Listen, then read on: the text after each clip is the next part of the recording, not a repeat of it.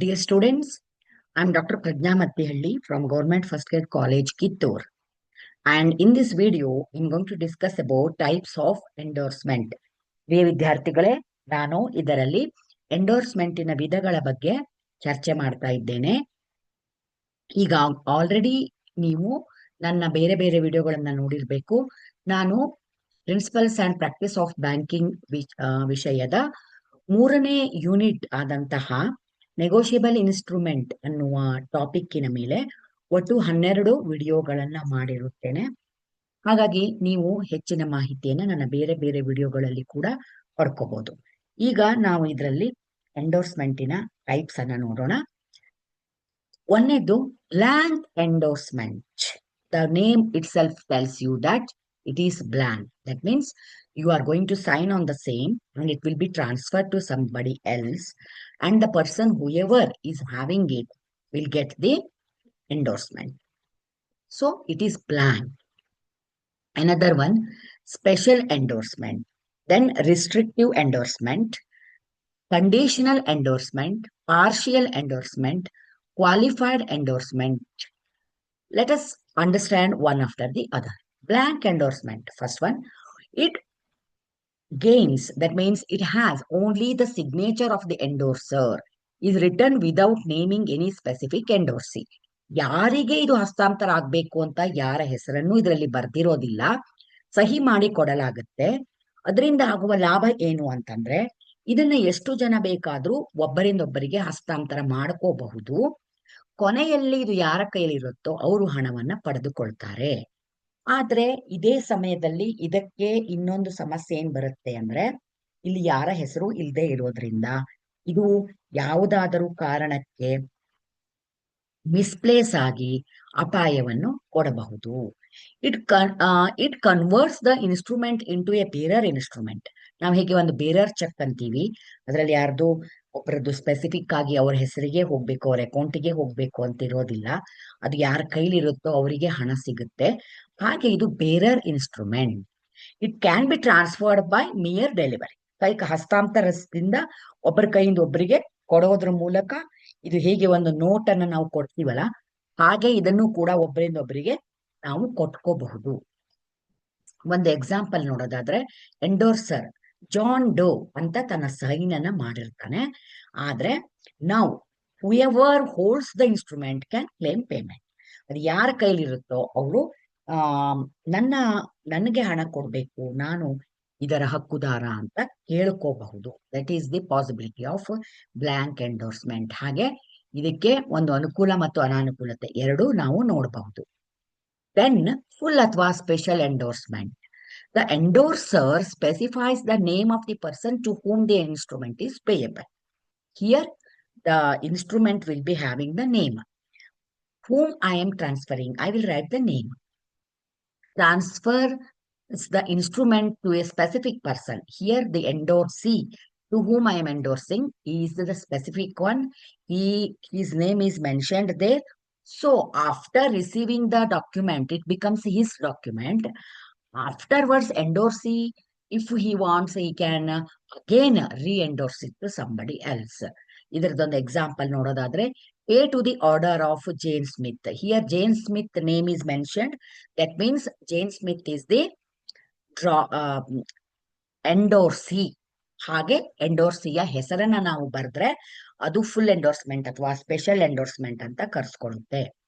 Then restrictive endorsement.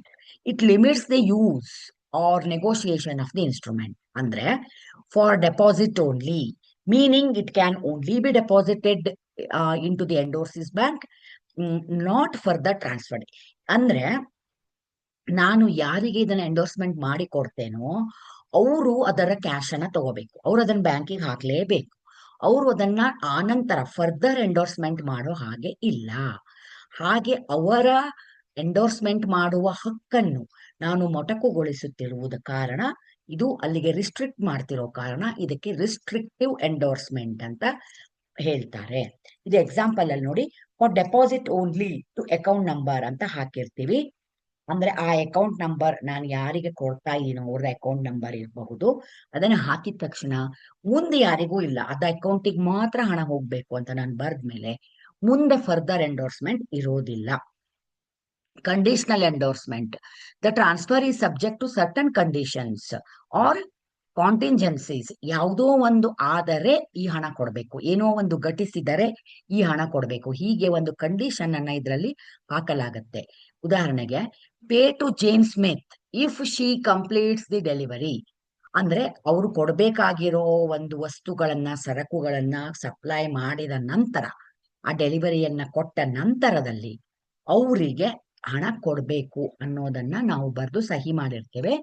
ಈ ತರ ನಾವು ಹೀಗೆ ಮಾಡಿದ ಮೇಲೆ ಕೊಡಬೇಕು, ಹೀಗಾದ ನಂತರ ಕೊಡಬೇಕು ಅಂತ ಬರೆದಾಗ ಅದು ಕಂಡೀಷನಲ್ ಎಂಡೋರ್ಸ್ಮೆಂಟ್ ಅಂತ ಕರೆಸ್ಕೊಳ್ಳುತ್ತೆ.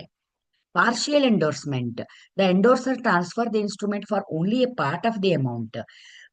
This is generally not valid because negotiable instruments are payable in full. Partial endorsement ಅಂತ ನಾವು ಹೇಳ್ತೀವಿ ಅಂದ್ರೆ, ಒಂದು ಡಾಕ್ಯುಮೆಂಟು ಸಪೋಸ್ 10,000 ಇದೆ, ನಾವು 5,000ಕ್ಕಷ್ಟೇ ಒಬ್ಬರಿಗೆ ಅದನ್ನ ಎಂಡೋರ್ಸ್ಮೆಂಟ್ ಮಾಡೋದು.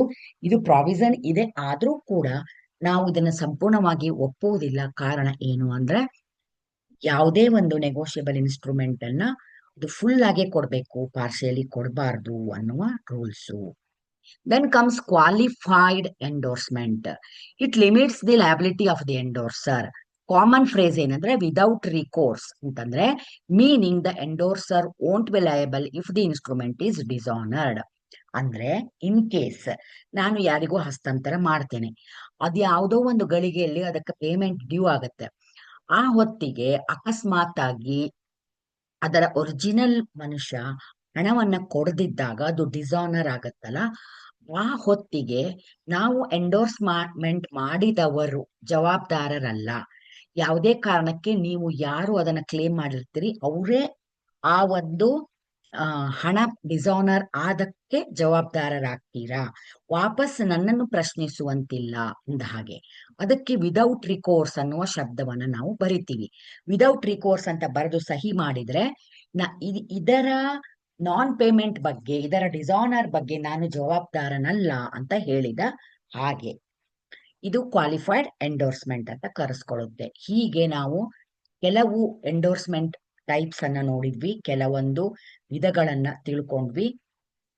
ಈ ಎಲ್ಲ ಕಾರಣದಿಂದ ಇವತ್ತು ಟೈಪ್ಸ್ ಆಫ್ ಎಂಡೋರ್ಸ್ಮೆಂಟ್ ಅನ್ನ ನೀವು ಅರ್ಥ ಮಾಡ್ಕೊಂಡಿದ್ದೀರಿ. ಇದಕ್ಕಿಂತ ಮೊದಲನೇ ವಿಡಿಯೋದಲ್ಲಿ ನಾನು ಎಂಡೋರ್ಸ್ಮೆಂಟ್ ಅಂದ್ರೆ ಏನು, ಅದರ ಅಡ್ವಾಂಟೇಜಸ್ ಏನು, ಅದನ್ನು ಹೇಗ್ ಮಾಡ್ತಾರೆ ಅನ್ನುವ ವಿಚಾರವನ್ನು ಕೂಡ ನಾವು ಡಿಸ್ಕಷನ್ ಮಾಡಿದ್ವಿ. ಅದೇ ರೀತಿ ಇದರಲ್ಲಿ ಟೈಪ್ಸ್ ಆಫ್ ಎಂಡೋರ್ಸ್ಮೆಂಟ್ ಅನ್ನ ನೋಡಿದ್ವಿ.